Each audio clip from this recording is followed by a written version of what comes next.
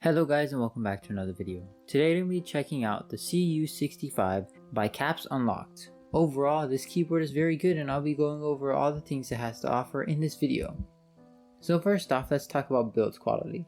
Now this is a fully aluminum case and it does not have a plate because the plate is built into the case, which means you will be getting a tighter experience when it comes to your typing, but honestly it wasn't too bad. I've always had more trouble putting in switches when it comes to the plate not being separate, but maybe that's just a me thing. The keyboard also comes with some foam inside the case as well, and the foam is just okay. I left it in here for, to show you guys how it sounds normally without any modding, but people do recommend you swap out the foam for something better. Hey guys, just wanted to let you know I am now affiliated with the company Keys for All. They sell everything that you'll need for your mechanical keyboard build, whether it be stabilizers, PCBs, plates, switches, you name it, they have it. If you use my code GREEN, you will get 5% off of your order and you'll be supporting me as a creator. Now this link can be found in the description below. Whether or not you choose to use the affiliate link or use my code is up to you. Both of them work. Using this code is obviously not required, but it's definitely appreciated. Thank you. Now this is a hotspot board as well and does not have RGB, but I do believe you can add it. I think it has the sockets so you can add it. It supports the layouts ANSI and ISO, so for the people that want to switch it up and go for an enter key that's vertical, you can definitely do that with this keyboard. So that is a very nice feature considering a lot of keyboards that have this aren't hot swappable, and I believe they say they are the first hot swappable board to actually do this. Now this board might seem a little bit boring to some people, and that's completely normal. It doesn't have any crazy features. It looks very basic with the design, nothing outlandish, but that's kind of why I like it. I don't want something to be super in your face because then it just feels out of place in my setup.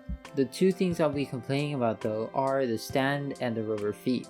So if you guys can see here, the stand is also made out of aluminum and you cannot move it. It is stuck in that position whether you like it or not, and the rubber feet seem like they're gonna come off after a while, and that might be a problem in the future for people who want to use this board extensively like me. The rubber doesn't even extend all the way to the end of the stand portion of the board, which I found to be quite weird.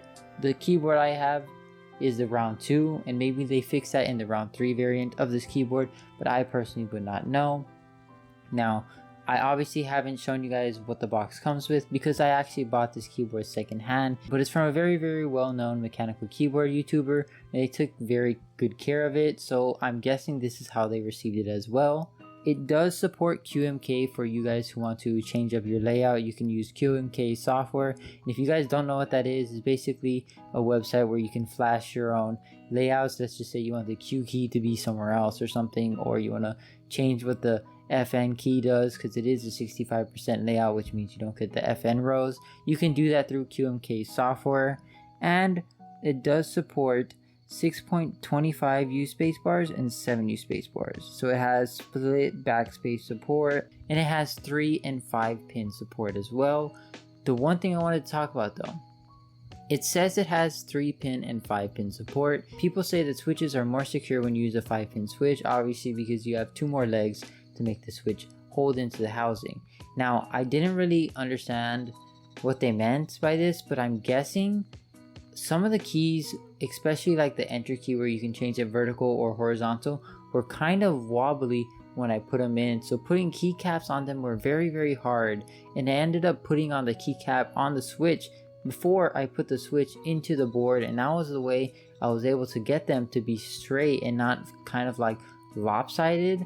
I don't know if this is a board problem, but I'm gonna go with that it's just a 3-pin problem. So honestly, I would recommend if you use a 5-pin switch for this board. The price is a bit iffy to me. I kind of agree with the pricing, but I kind of wish it would be a little bit cheaper as well, mainly because it might not seem like a big feature to a lot of people, or people might not want it, but it doesn't have RGB, and a lot of keyboards at this price point do have it, and the fact that the feet are not adjustable, so you can't adjust the height like a lot of keyboards do, even at like the $50 price range. Now maybe that was a design choice that they chose to do, but overall those are my only complaints that I have for this board. I really recommend this if you are looking for a keyboard that supports ANSI and ISO layouts, and I'll be leaving it in the description below. Other than that, I'll see you guys in the next video. Peace.